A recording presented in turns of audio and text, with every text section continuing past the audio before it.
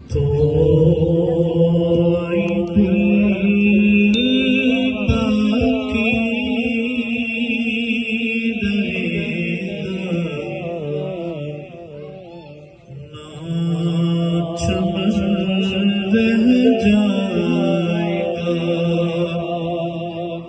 کوئی گل باقی رہے گا، چمن رہ جائے گا، بس رسول اللہ کا دین حسن رہ جائے گا۔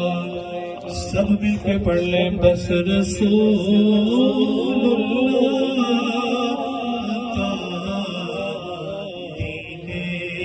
حسن رہ جائے گا، بس رسول اللہ کا دین حسن رہ جائے گا، اور جو پڑھے گا صاحب رونق کے اوپر درود، جو پڑھے گا صاحب رونق کے اوپر درود، آگ سے محفوظ اس کا تن بدن رہ جائے گا، آگ سے محفوظ اس کا تن بدن رہ جائے گا۔ اس کلام میں تاثیر بتائی کہ ایسے شخص نے لکھا ہے جو عالم باعمل تھے، ولی اللہ تھے اور مجاہد تھے، اور انگریزوں نے جب اپنے خلاف جہاد کے فتوے کے طور پر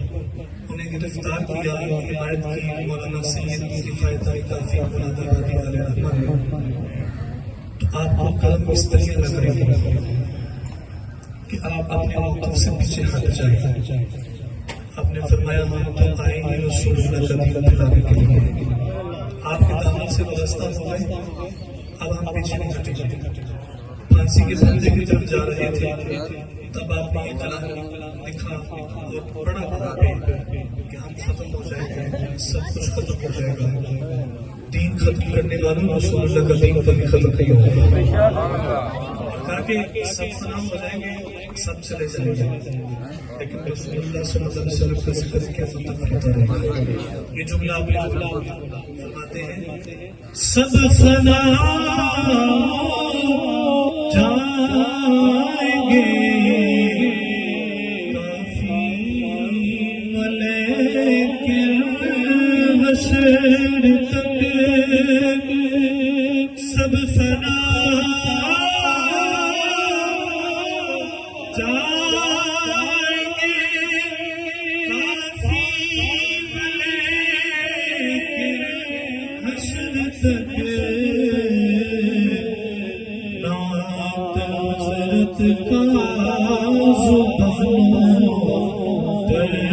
سفر رہ جائے،